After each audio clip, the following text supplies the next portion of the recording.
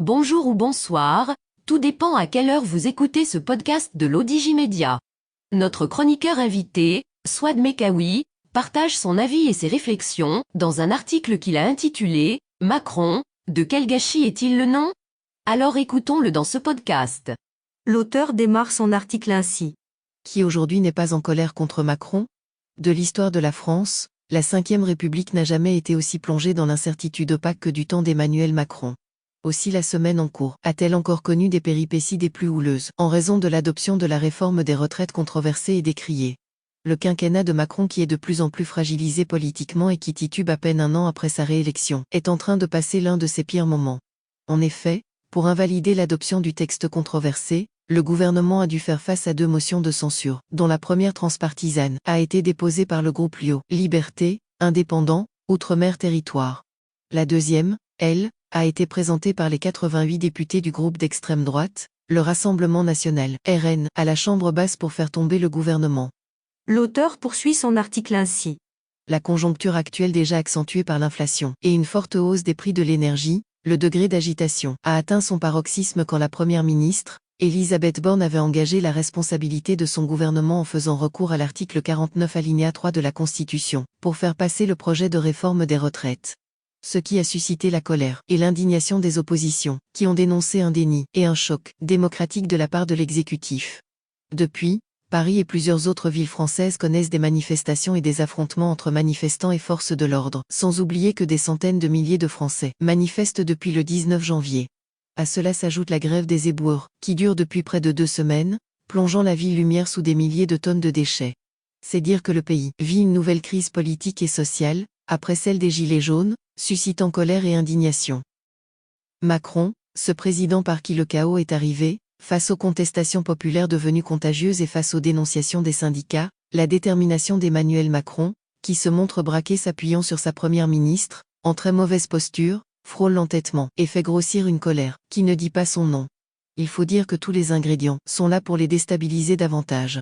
Selon l'Institut de sondage IFOP, la popularité du président français a reculé à 28% en mars, un niveau jamais atteint depuis 2019 au sortir de la crise des Gilets jaunes.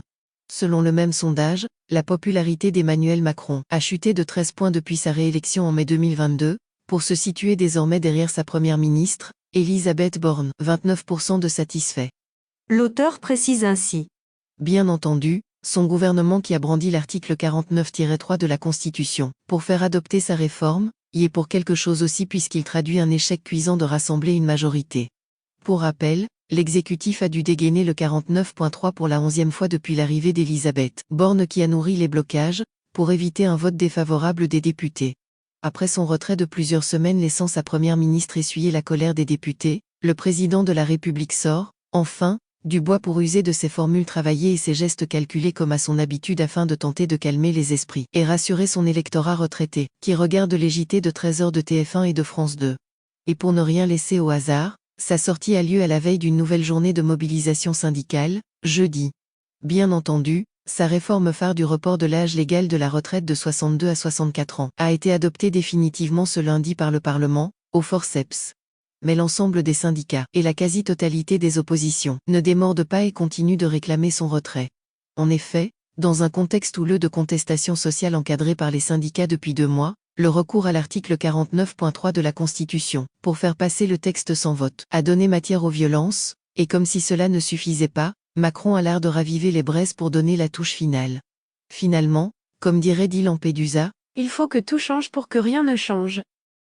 Une rupture démocratique dans le pays, bien que voté à peu de voix, cela place le gouvernement dans une situation difficile, puisqu'il sera là pour 4 ans encore, et sera amené à passer d'autres lois et d'autres réformes dont la première serait celle portant sur l'immigration, alors qu'il est plutôt isolé des populations, des acteurs sociaux et des partis politiques.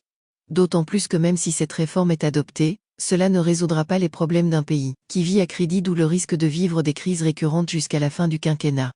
D'ailleurs, le monde entier assiste depuis quelques semaines à un spectacle des plus désolants de la Ve République.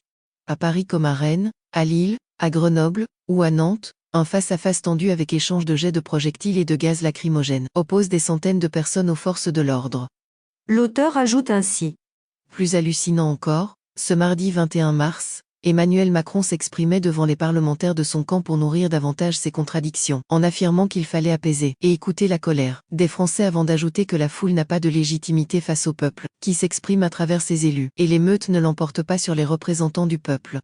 Des propos qui ne sont pas du tout adaptés à un contexte déjà agité, surtout que ses discours, qu'il veut philosophiques, n'accrochent plus personne. Preuve en est sa dernière sortie télévisée, qui n'était autre qu'un plaidoyer de lui-même dans un jeu de majesté et de la démagogie suintant l'arrogance et la provocation. Au moment où les Français sont dans le feu de l'action, à un moment où le gouvernement, qui a marchandé pendant plusieurs semaines, a perdu de toute sa sérénité, et en plein dans les tensions et la confusion qui règnent partout, Macron jette de l'huile sur le feu et ravive les colères, mercredi 22 mars, lors de son interview télévisée, où il a voulu donner le change. C'est dire qu'aujourd'hui, Macron passe plus pour un président dictateur, qui donne un coup de massue aux valeurs de la démocratie, suscitant même une révolte institutionnelle. Au lieu d'ouvrir le débat, il dit assumer l'impopularité, si c'est dans l'intérêt général, sauf que la rue ne l'entend pas de cette oreille. Le problème, c'est le président de la République, A estimé le chef des députés LR, Olivier Marleix. L'insoumis Jean-Luc Mélenchon, lui, estime que Macron a mis le feu et fermé toutes les issues, en passant en force, au moment où pour la chef de l'extrême droite, Le Pen, le président avait seul les clés d'une crise politique qu'il a créée, soulignant qu'elle ne participera pas à éteindre le feu de la contestation contre la réforme des retraites. Ainsi, la porte est désormais ouverte à tous les dérapages. L'auteur attire l'attention ainsi. Ce qui est sûr, c'est qu'Emmanuel Macron est en train de vivre l'une des étapes les plus critiques de ses 2 mandats, faisant face à des syndicats bien déterminés, à des partis politiques qui se dispersent autour de lui, et à un peuple bien remonté plus que jamais. Pris dans un étau où partis politiques, syndicats et citoyens serrent chacun de son côté, il aura à coup sûr, privé qu'il est de la majorité absolue depuis les législatives de juin, à jouer au bras de fer avec les Français, pour le restant de son mandat.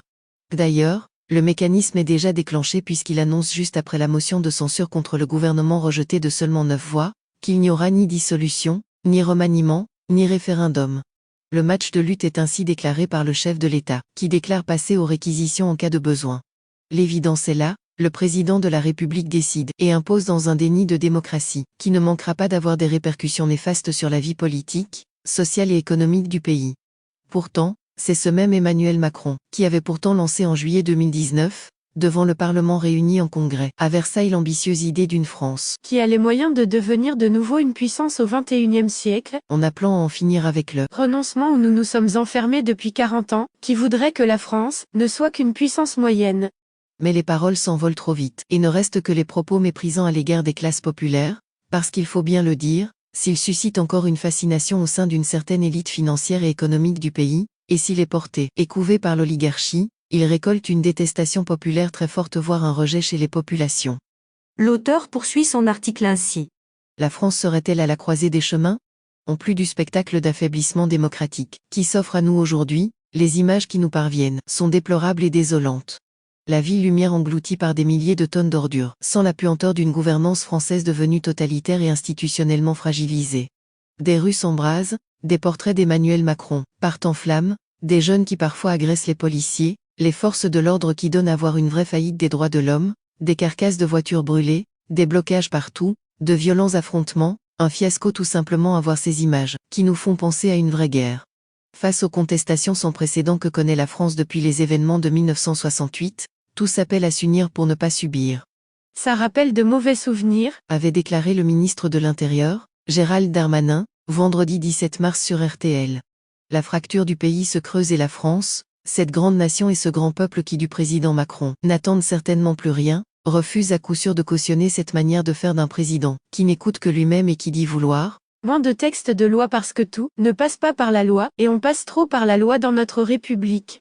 En somme, sous Macron, la France aura vécu tous les paradoxes possibles, à commencer par un président qui s'est fait élire par un électorat de gauche et se retrouve, aujourd'hui, soutenu par un électorat de droite.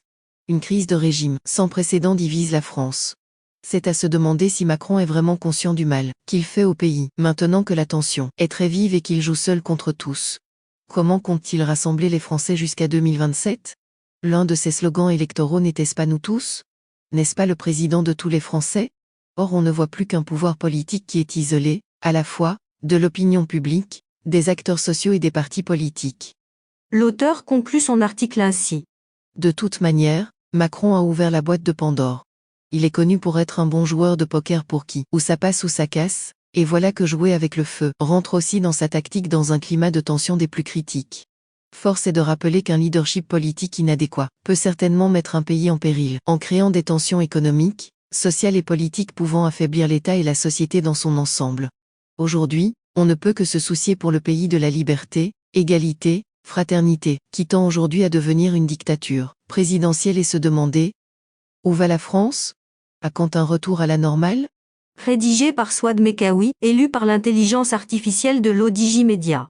Merci d'avoir écouté ce podcast de l'Odigimédia, ce bouquet de supports numériques, portail, magazine mensuel connecté, web radio et web TV.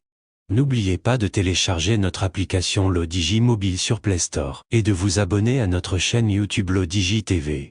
Vous pouvez, aussi, nous suivre sur nos réseaux sociaux, Instagram, Facebook, TikTok, LinkedIn et Twitter. Ou encore, vous inscrire sur notre newsletter quotidienne à partir du portail lodigi.ma. Alors, on se dit au prochain podcast de nos chroniqueurs invités. Et à très bientôt, si et seulement si vous le voulez bien.